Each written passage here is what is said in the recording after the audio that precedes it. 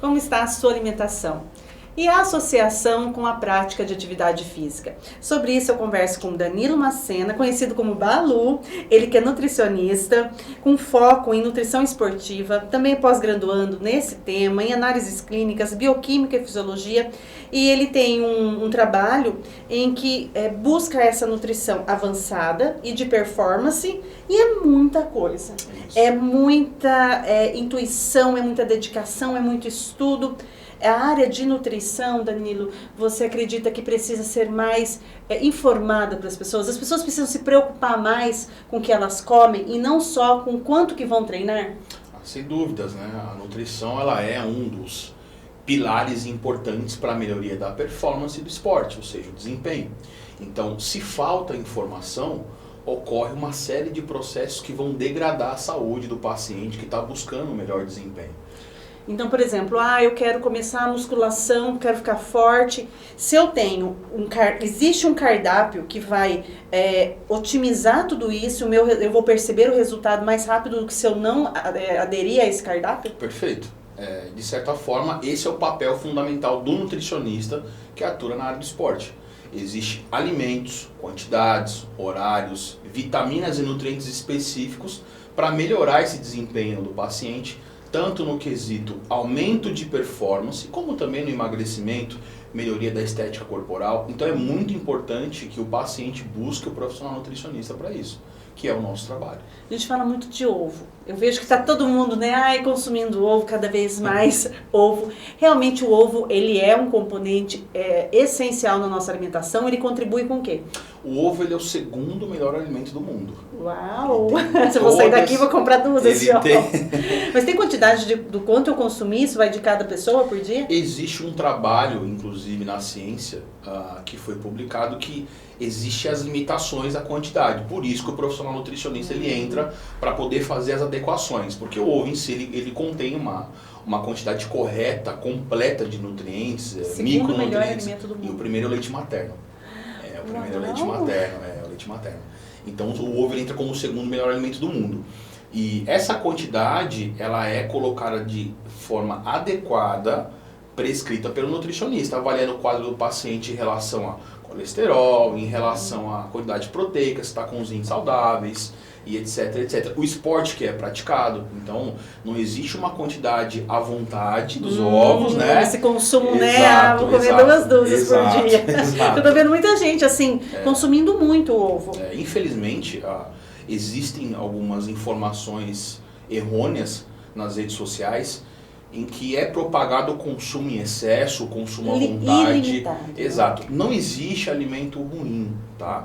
Mas o profissional nutricionista ele entra para poder fazer a prescrição adequada de todos os alimentos. Os meus pacientes, por exemplo, consomem leite, consomem pão, consomem doces, mas de uma forma adequada. Já gostei, gente. Quantidades adequadas, no horário adequado, então não existe isso de alimento ruim, né? Claro que em algumas patologias, em algumas doenças... Sim, um diabético, por exemplo, claro. Eu não vou prescrever para o paciente diabético uma quantidade excessiva de doces ou uma quantidade de doces em determinado horário do dia. Mas para o praticante de exercício, é muito interessante ele ter inclusive um doce no pós-treino, para ele fazer a reposição de glicogênio muscular. Então dá para adequar alguns alimentos mais saborosos, mais palatáveis para o praticante de exercício, tanto musculação quanto artes marciais ou qualquer outra modalidade esportiva. A gente percebe que na prática de exercício a gente transpira muito. E também tem essa máxima de 2 litros de água por dia. Considerando um praticante de atividade física, esse número de 2 litros de água por dia pode estar equivocado? Extremamente equivocado. A água, para quem pratica exercício físico, não existe um padrão de quantidade por litro, e sim por ml vezes o quilo peso corporal. Então nós profissionais trabalhamos de 30 a 50 ml por quilo peso. Então, por exemplo, uma pessoa de 70 quilos, de acordo com a modalidade que ela pratica, é feito um cálculo de 30 vezes 70 quilos, ou seja, 2 litros e 100, isso é o mínimo, mas de acordo com a modalidade. Tem praticantes que é feito o cálculo de 50 ml, como por exemplo o maratonista, o ultramaratonista, que tem uma perda excessiva de água. Então, ainda mais que nós moramos em Cuiabá, aqui o clima é muito quente, a perda através da sudorese, do suor é alta. Então é feita uma reposição hídrica de forma correta com base nesses cálculos. E Danilo, e tem também momento correto, eu digo, antes do treino, durante o treino, depois do treino, consumir mais água de manhã, à tarde, à noite, porque tem aquela coisa da vovó, né? Não bebe muito água, água à noite para não levantar ir no banheiro. Tem essas crenças populares. E aí, né? pode tomar água no Pode tomar. O que pode atrapalhar do consumo excessivo da água durante a noite é que vai atrapalhar no sono. A pessoa pode ter o despertar noturno para ir ao banheiro urinar. Então isso não é interessante, você atrapalhar o seu ciclo circadiano, onde ocorre diversas produções de hormônios, inclusive interessantes para melhoria na performance esportiva. Então não tem horário para se beber água, mas quando ocorre o treino, existe uma quantidade no pré para você treinar hidratado. Sem esperar, vir a sede desesperadora, não. A sede é um sinal extremamente direto de que o seu corpo está desidratado. É sério? É sério. Se você sente sede... Você deixou o limite, então. Não. Né? Isso aí você deixar o limite. Isso, exato. Aí a pessoa vai acabar sentindo sede, é um sinal, é uma resposta fisiológica do seu corpo que você está desidratado. Então o interessante é praticar exercício pela prescrição do nutricionista. A água correta antes, durante e a reposição hídrica depois, no pós-exercício.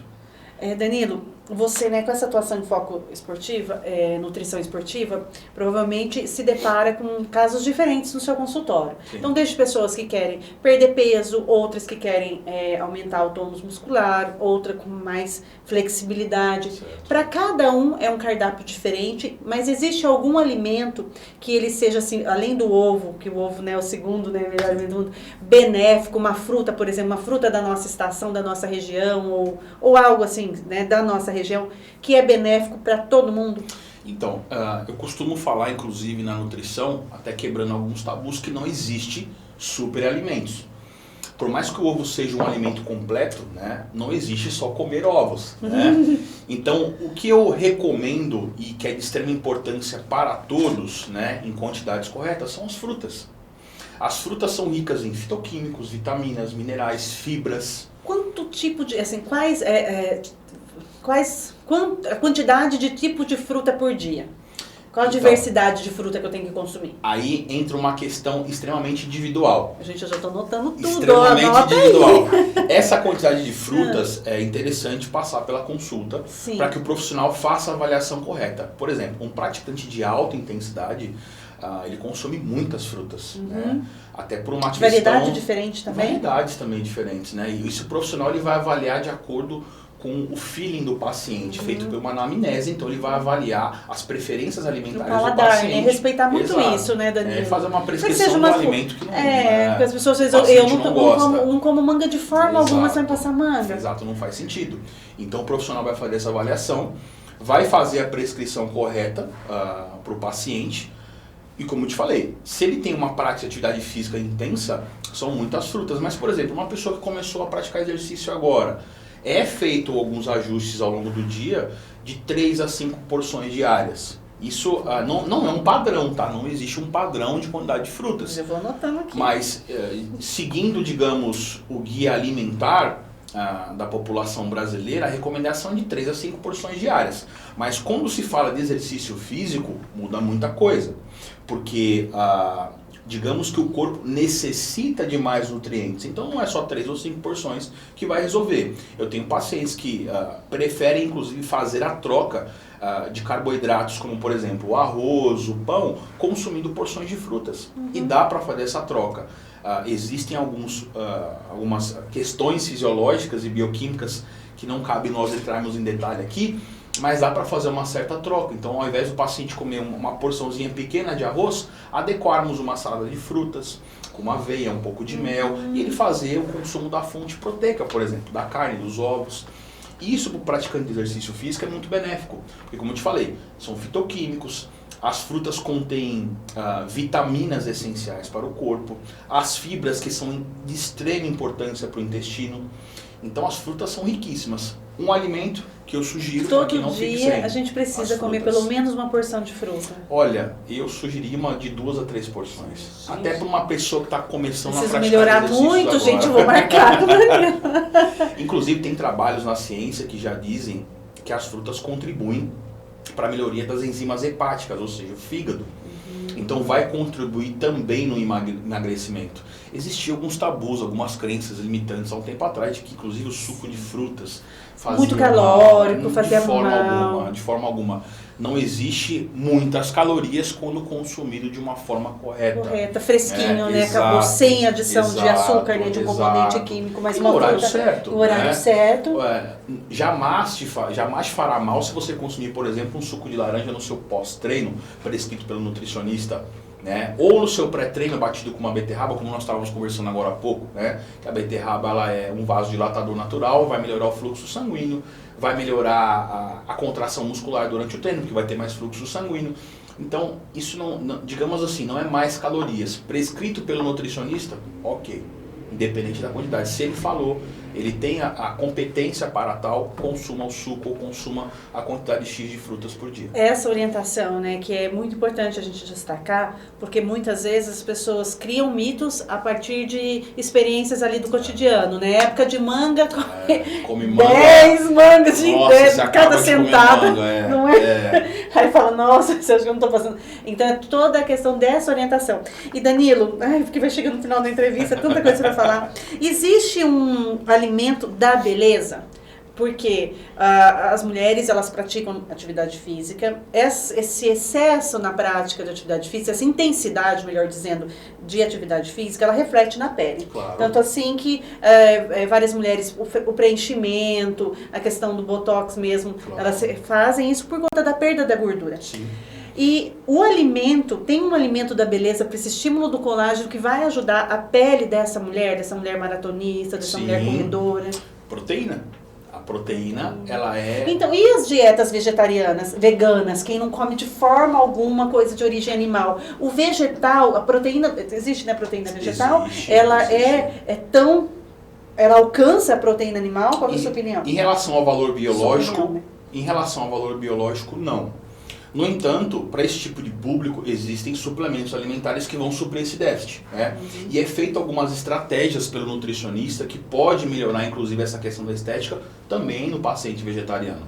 Mas o paciente que não é vegetariano, o que eu recomendo, inclusive, hidratação correta, a água é fundamental, o consumo de proteínas, o consumo de frutas e vegetais, porque frutas e vegetais, hidratação, vai ocorrer a absorção intestinal, o intestino vai funcionar bonitinho, vai ter a secreção correta de hormônios, vai ter comunicação cerebral e assim por diante. E a proteína, um caldo de mocotó, por exemplo, ele é rico em colágeno? Então... E aí, me fala. Tem muita gente na feira que aumentou o caldo. A produção de colágeno, inclusive é o colágeno que todo mundo fala via suplementação, ela é benéfica quando é proveniente de uma alimentação de proteína. Se você faz uma suplementação de colágeno, por exemplo, não há benefício algum.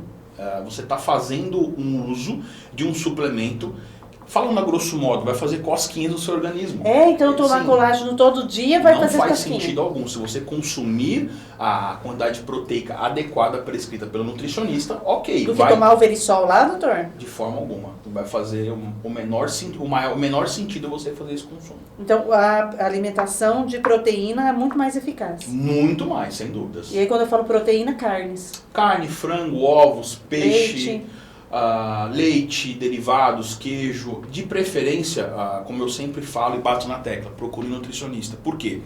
Ele vai fazer o cálculo dietético adequado da quantidade de proteína pelo seu peso, pelo tipo de esporte que você pratica, pela sua rotina diária, pela sua idade. Então, justamente como você falou para mim, mulheres que têm um pouco mais de senso, digamos assim, pela beleza, pela pele, estética, é feito um cálculo, inclusive alguma suplementação para essa melhoria, mas de colágeno não.